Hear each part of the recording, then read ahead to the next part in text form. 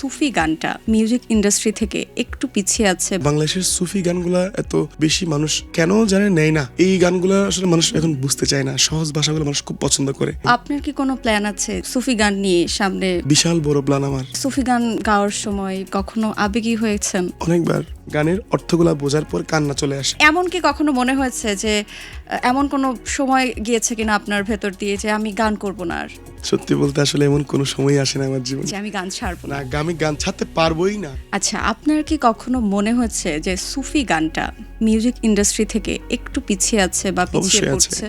এটা প্রতিনিয়ত মনে হয়, কারণ বাংলাদেশের সুফি গানগুলা এত বেশি মানুষ কেন জানে নেয় না।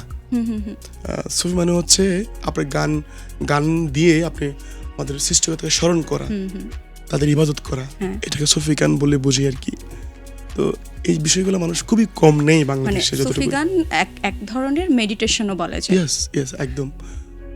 তো এই গানগুলো আসলে মানুষ এখন বুঝতে চায় না। সহজ ভাষাগুলো মানুষ খুব পছন্দ করে।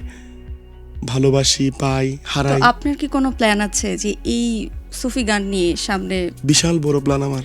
আচ্ছা, সেটার একটা অংশ কি বলা যায়, কি করতে চাচ্ছেন? আমার একটা ব্যান্ড আছে। আচ্ছা, ব্যান্ডের নাম হচ্ছে মুসাফির সুফিয়ানা ব্যান্ড। আচ্ছা। তো এটা আমার স্বপ্নের একটা ব্যান্ড। আমার ইচ্ছে ছিল আমি এটা ক্রিয়েট করব। তো ইনশাআল্লাহ আমরা এগিয়ে যাচ্ছি। আমরা আস্তে আস্তে আমাদের যে প্রোগ্রামগুলো হয়, আমরা মাঝখানে এবং লাস্টের দিকে আমরা 2-3টা সুফি গান রাখার চেষ্টা করি, মানুষ যাতে নেয়। তো আগামীতে আমরা সবসময় সুফি গানের জন্যই আমরা সবসময় কি প্রোগ্রাম করব, এটা আশা করছি। এটা আমার প্ল্যান। এই যে সুফি গান গাওয়ার সময় স্টেজে দাঁড়িয়ে কখনো আবেগী হয়েছেন? অনেকবার। এটা অবশ্য চিন্তা করার বিষয়। যদিও গান করার সময় আমি গান থামিয়ে রাখি না, মিউজিক চলতে থাকে, বাট মাঝখানে যখন ইমোশনাল হয়ে যায় তখন আমি চুপ থাকি, একটু কান্না করি। আসলে কান্না এটা ভেবে করে গানের অর্থগুলা বুঝি। গানের অর্থগুলা বোঝার পর কান্না চলে আসে।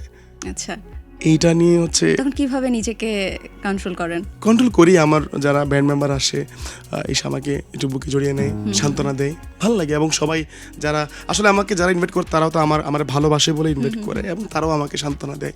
আচ্ছা।